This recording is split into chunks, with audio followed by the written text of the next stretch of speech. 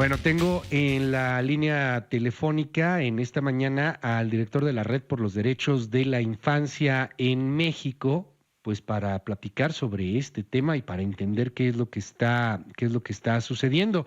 Está Tania Ramírez, perdóname, directora de la Red Ejecutiva por los Derechos de la Infancia en México. Perdóname, Tania, muy buenos días, ¿cómo estás? Muy buen día, Luis. Con gusto de saludarte y a tu audiencia. Oye, Tania, a ver, explícanos un poco, antes de entrar directamente al tema de Mariana Rodríguez y de Samuel García y esta polémica. ¿Cómo está esta figura allá en Nuevo León? O sea, ¿puedes acompañar a un menor de edad? No es lo mismo que una adopción. Esto pues brincó mucho para gente que no estamos muy familiarizadas con el tema. ¿Qué es lo que están haciendo allá? ¿Es bueno, es malo desde su perspectiva? Cuéntanos. Claro, es que en realidad es una conversación sobre la cual en México no hay mucha discusión, ¿no? Los Claro. permisos de convivencia familiar efectivamente existen, pero se dan cuando existe un vínculo familiar con el niño. Por ejemplo, una familia, un niño que por cualquier situación de violencias, de historias muy complejas que vive la niñez, tiene que estar lejos de los cuidados familiares y pasa a los cuidados alternativos en una institución como el DIF. El permiso de convivencia familiar existe para mantener ese vínculo. Cuando existe un vínculo, esto es posible, y los permisos incluso para pasar algunos días en las casas de las familias son posibles, pero esto en general se da, número uno, con el vínculo familiar, es decir, cuando se trata de familia directa o lejana, y a partir de los 6 años, no con un bebé de un mes, y mucho menos con un bebé que tiene una discapacidad, en donde obviamente hay que tener una serie de medidas y de cuidados adicionales, ¿no es cierto?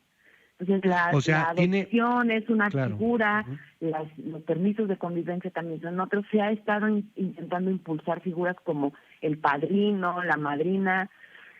Ojalá esto sirva para ampliar una conversación sobre este tema Ujú. sobre el cual no sabemos mucho en México, pero en realidad lo que desde Redín tenemos claro es que independientemente del cariño que se tenga, independientemente de el genuino interés y la motivación aparentemente humanitaria, pues este tipo de acciones no se pueden hacer ni al margen de la ley ni ignorando Ujú. los derechos de niños, niñas y adolescentes. Cada caso es evidentemente único, pero déjame poner un ejemplo súper hipotético para que podamos entenderlo un poco más. Corrígeme si me equivoco y para que podamos pues hacernos una idea de qué es lo que sucede. O sea, pongamos el ejemplo un niñito que tiene una discapacidad y no sé, perdió a su mamá por circunstancias de la vida, la mamá murió, el papá tiene problemas de violencia brutal y no tiene a nadie más en el mundo. O sea, el papá está vivo, pero no puede estar con el niño por evidentes razones, porque es muy violento, porque está detenido, por lo que tú quieras. Entonces, este bebito, que tiene una discapacidad, por ejemplo, podría tener un acompañamiento de quién, de alguien que lo conozca, pues si nadie lo conoce, ¿cómo va a pasar? Pero tampoco lo quieren adoptar en este caso, no es que lo estén adoptando en este caso en particular. ¿Cómo es eso de un acompañamiento o como le llaman allá en Nuevo León, si no me equivoco, acogimiento temporal o algo por el estilo? ¿Cómo funciona, querida Tania? Sí, el acogimiento familiar efectivamente es una de las figuras de los cuidados alternativos cuando estos cuidados familiares, como en el caso que decías Luis, no son posibles, ¿no? Y es una práctica muy común en el mundo. En realidad en México tenemos poca indagación en este tipo de acogimientos, y afortunadamente en México hay muchas organizaciones que tienen un amplio conocimiento, una larga trayectoria. En el propio Nuevo León hay varias de ellas, muchas asociadas a Redín, pienso en Aldeas Infantiles, en Jucón, que está en Puebla, en Pequeños Ujú. Gigantes, que está en propio Nuevo León. Hay muchas organizaciones que lo saben hacer. Hay Ok. estándares que planteó la propia Asamblea General de las Naciones Unidas. UNICEF también tiene estándares. Es decir, esto es posible. Lo que se tiene que hacer es, tomando en cuenta que estos niños han sido ya vulnerados en sus derechos, que probablemente sean víctimas ya de violaciones a derechos humanos, lo que se tiene que hacer es tomar un cuidado redoblado y ser infinitamente cautos con los qués y los cómo una vez se decide entrar en la vida de un niño como este, porque se puede caer, como fue el caso a nuestro parecer, Ujú. en revictimizaciones de estos niños Ok. si no se hace con el cuidado adecuado. Ahora, tienes que tener una especie como de certificación, lo entiendo, ¿no? O sea, no puede ser simplemente así cualquiera, o sea, no puedes llegar y, ay, pues este fin de semana o estos meses quiero tener a un menor de edad en mi casa, no más para la anécdota, pues claro que no, o sea, tienes que tener una certificación. Entiendo que Mariana Rodríguez, y ahora sí entro ya a este asunto, no tenía esta certificación para un bebé que además, pues entiendo, debe de tener cuidados especiales, o sea, tiene condiciones, de por sí un bebé es complicado y este pues tiene condiciones todavía de salud más complejas.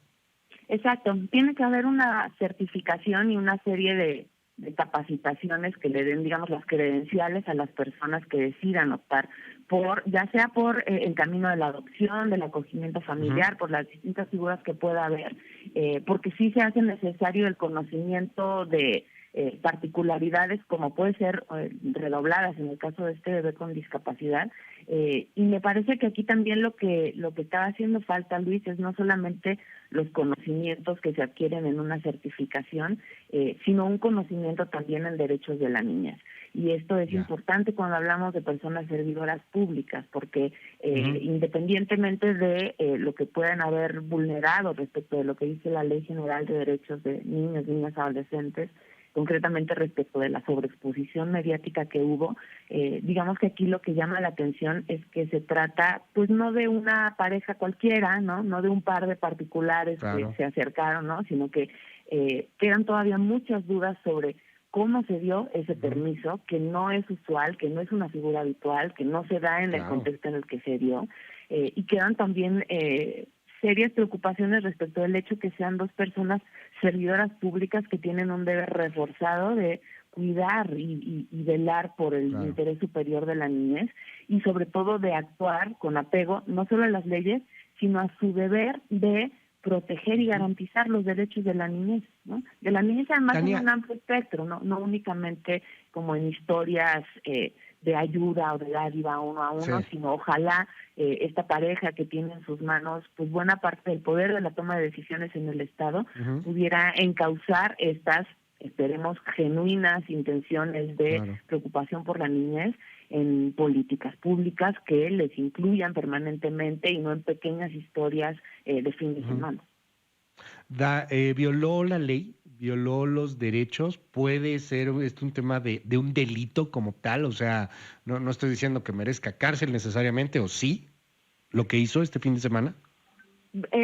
Pues mira, se tiene que hacer por esto una investigación, ¿no? Y es Ajá, positivo que la Comisión Estatal de Derechos Humanos de Nuevo León el día de ayer ya atrajo el caso, digamos, e inició una ok, queja de oficio por lo que decimos, estamos hablando de personas funcionarias públicas y la posible afectación a los derechos de este bebé es algo que tendrá que investigar y determinar la comisión. Sí sabemos que ujú, la Ley General de los Derechos de Niñas y Niños prohíbe la difusión de claro, imágenes de la niñez. Llama la atención bien, además especialmente cuando es niñez víctima, como es el caso de un niño que está en un estado de protección especial por parte del DIF, ¿no?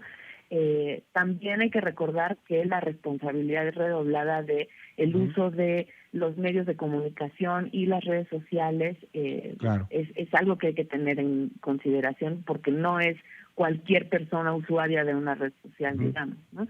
sí, Y claro, existen también principios y guías que la propia UNICEF ha hecho para poder hacer coberturas, reportajes, bueno, difusiones mediáticas de niñas y niños, en donde se establece que el interés superior del niño debe prevalecer sobre cualquier otro factor, incluido el cabildeo en temas de infancia y de promoción de sus derechos. Es decir, incluso cuando estás claro, haciendo algo en favor de la infancia, tienes ujú, que proteger el interés superior del niño y velar por que no haya ningún tipo de cosificación, revictimización, como ujú. se pudo haber dado en esta ocasión.